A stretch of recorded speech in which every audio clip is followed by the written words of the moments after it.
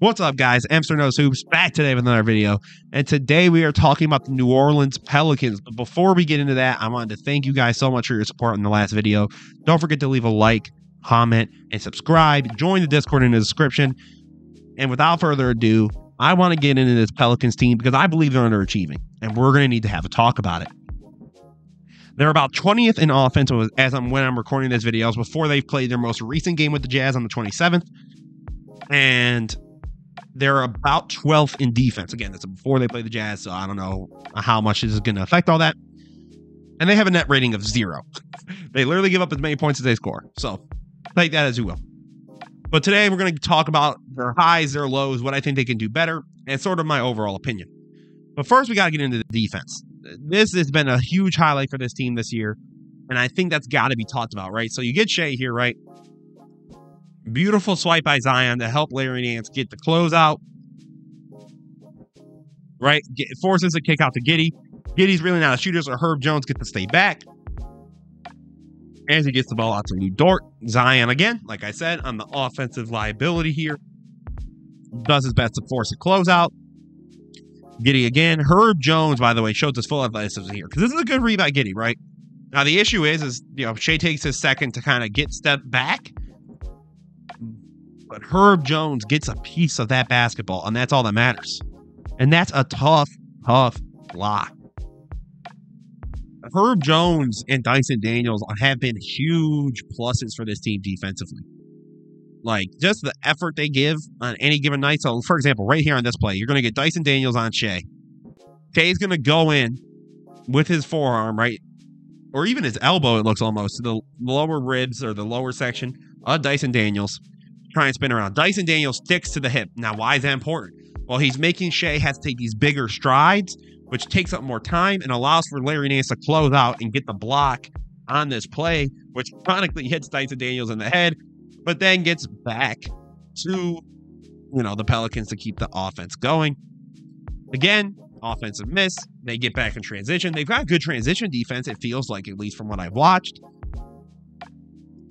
Shea, tries his best to size up Herb. Keeps trying, closes out.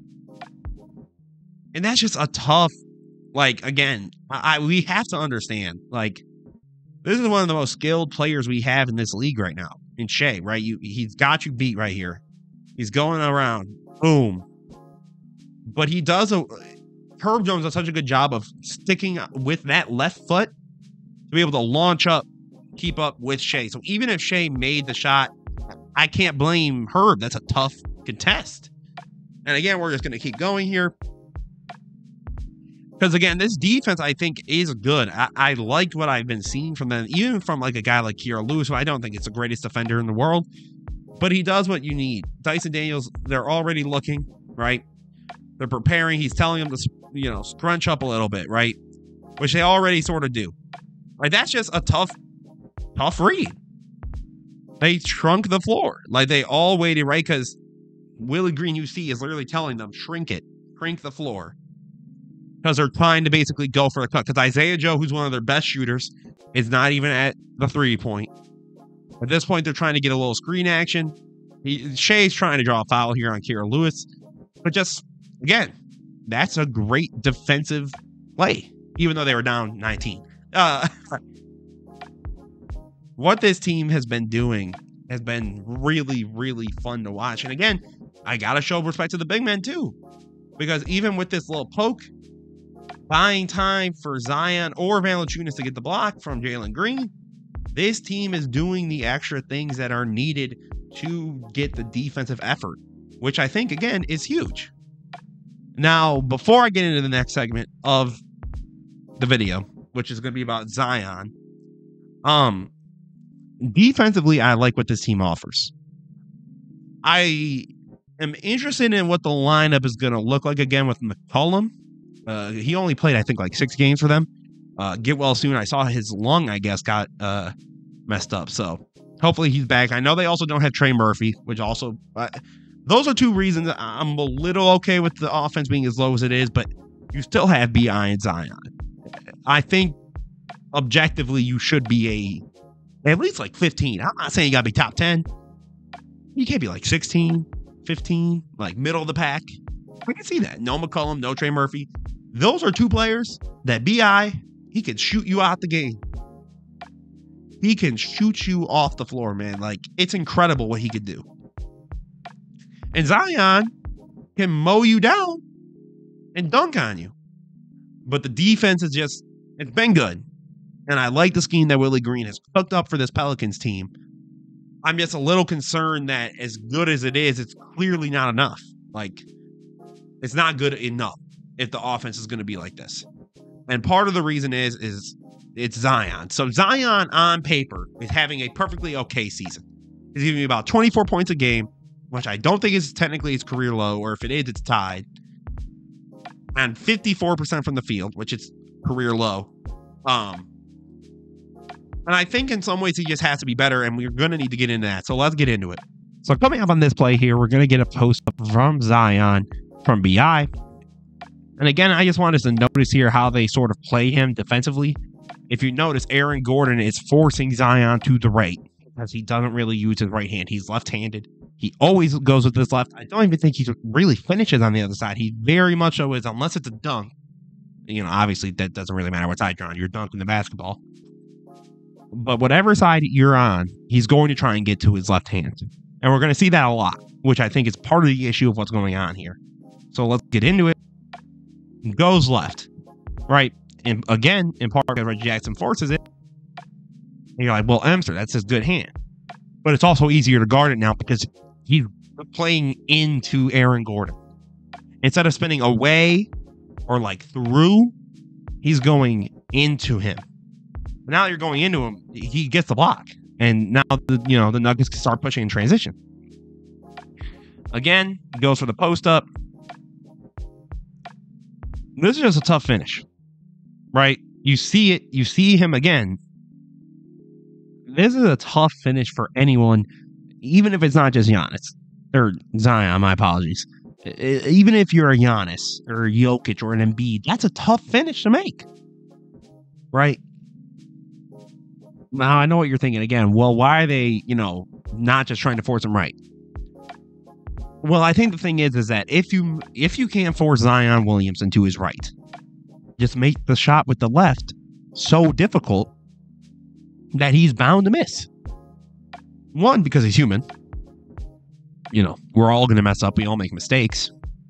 And two, because when you don't make that shot tough, the man can put up 58 to 59% from the field and give you almost 30 every single night.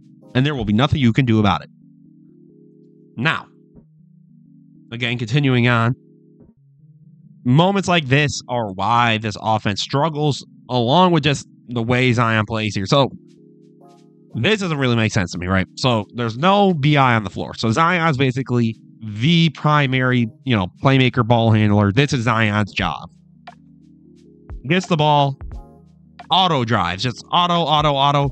This is insane to me, right? So I just want us to recognize something first. Zion's ball's in the right hand, right? He's got the ball in the right hand. He's going. He spins so that he can get it to his left. First of all, you have 16 seconds. You could take up a little bit more time. You're up 8. Make this pass. Make these extra passes. There's a better play here, Zion. And I think, again, this isn't happening every game. This isn't like he's just a complete, just head down, bull, charging every single play. No. But when this does happen, no wonder this offense is 20th. Right? And again, BI is also a part of it, because at times he can also be like, no one else is hitting. I got to do what I got to do. And then some nights, it absolutely works. The same thing for Zion. I got to put my head down and charge. But that's not going to help us. Right? So again, this is where Zion's great. He's able to get the board and then go right back up. But when they force him right, again, notice he misses, right? He tries putting it up, goes down immediately, then goes up to get ready with the left. That's where the issue is with Zion, is that his flaw is so glaring. I'm not even talking about in terms of like a Giannis, like he can't shoot weakness. That's not what I'm talking about. I'm talking about the man can only use one hand. The man is only good with one hand. Pause. That sounds crazy. But that's insane to me. Like, you're a top tier player in this league. I'm not asking you to shoot a three. Because that's just unfair to you, Zion. That's just not who you are.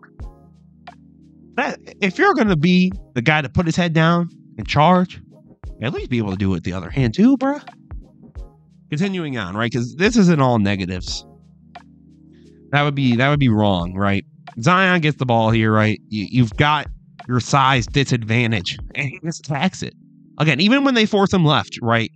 The thing is with Zion is when he gets that step, that little leap, that helps him so much. And that's another thing I like, is that when he has a smaller guy, he does call for it. He does go, get me this ball, we're going to move. Right? This is a good move by Herb Jones, because you force MPJ to tag him. Valanciunas is still here, and Jokic just stood there and watched. He's like, oh, okay. I guess y'all are playing. And he gets a good finish here with the lay. Again, take a look. You get Zion, right? The extra effort. That's the other thing, too. Man, he plays with heart. He really does. And then, right, he could get that jam. He's going to fight for every chance he got because he does want to win. That's the one thing. Usually, you'll never hear me talk about a player or a team and be like, you can see they don't have the will to win, but Zion does have that extra gear where you see when he's really into something. Like I think it was against Phoenix last year when he had that dunk at the very end of the game, and how you could tell that he cared, that he was upset that he wasn't there for his team the year before in the playoffs. You see when he has that extra gear, he's a whole different level. But he's not always in that gear. And sometimes he plays very passive and very safe.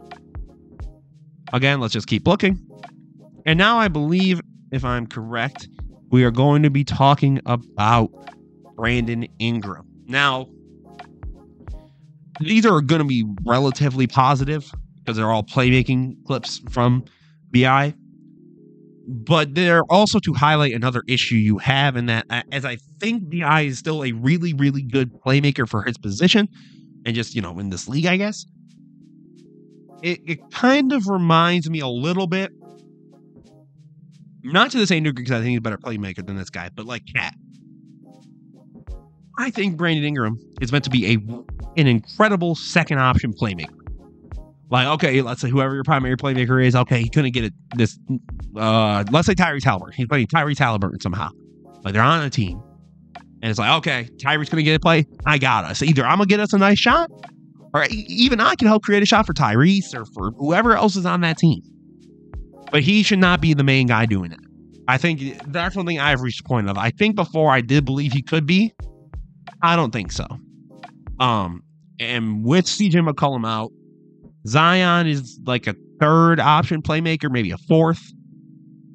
I don't think that's going to help this team either. So again, look, first of all, just acknowledge this again. So they're getting into this defense, right? Valanciunas is rolling. Jokic doesn't care. They literally commit the triple team. This is a tough pass, by the way. Out to Matt Ryan in the corner.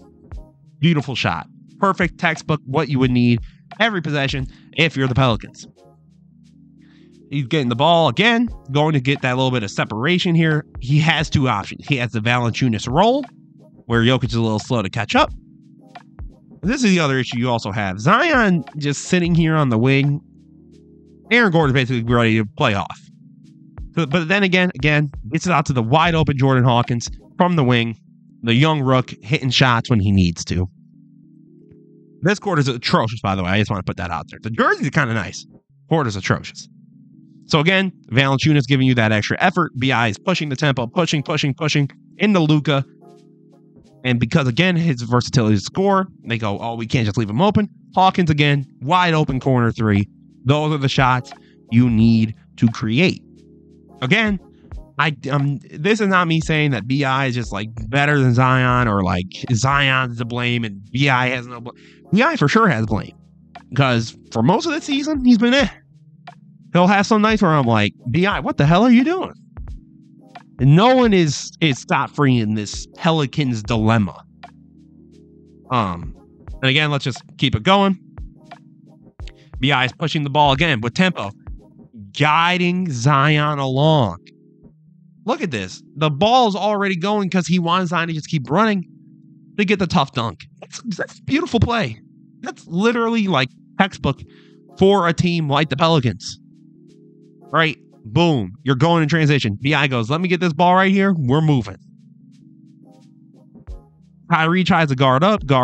And boom. Hawkins again. Wide open corner shot because the team was slow to react. And guys, now to my sort of overall consensus or thoughts on this Pelicans team. This team is so weird to me. And Zion's not going to be here much longer. I don't know if you guys have heard it. If so, check it out. But there's a clip of Zion in a post-game interview this year talking about the system of the Pelicans. And he goes, I'm trying to buy into the system. That is startling. Now you might be thinking, well, what's startling about that, Emster? Well, why aren't you bought in? I'm not saying you got to be gung-ho, like this is the greatest system we've ever had. Like, no. Every player can, behind closed doors, voice their opinion to the coach. Like, hey, I don't like how we're kind of running this, and this. Let's try and change it to that. That's fine. But you should at least be bought in. What does that sound like your teammate? That the guy who, by the way, is supposed to be the franchise cornerstone, I believe is going to start getting paid like 30 to 40 million I think he's on that contract right now. Basically, the Pelicans have said, you're the guy. You're our guy. And you're not bought in? You could tell BI is frustrated. Right? BI, I think, is just kind of tired of this, like, what-if game. And part of it, I don't know how I could get mad, because he also is Mr. What-If, because he gets hurt. Right? It's not just Zion. That's, I think, something we are losing, right? We always just go, well, it's Zion. And in some ways it is. No doubt. But Brandon Ingram ain't Mr. Healthy either. DJ McCollum ain't Mr. Healthy. That's the issue here, guys, is that this team is so injury-riddled. And the chemistry is so weird because they've barely played games as a unit for an extended period of time. That I'm sort of just like, what the hell do you do? Let me know what you guys think. I think this team is solid. Like, they should be better than what they are. But they've also been like that for the last, 2 years. Maybe not 2 years ago, I guess, but no, this year and last year. So 2 years. They should be better than what they are. But now Zion is kind of passive. BI just doesn't have good nights at times, so neither does Zion at times. And it's just like, CJ's hurt, Trey Murphy's hurt. So now these younger guys are kind of getting put in positions they were never expected to be in. Let me know what you guys think down below. This situation is so interesting to talk about and think about, so I really want to know what you guys think. As always, guys, this is Emster Knows Hoops. Don't forget to leave a comment, like, subscribe. Thank you all for your support, as always. Emster Knows Hoops, guys. Peace out. Peace out.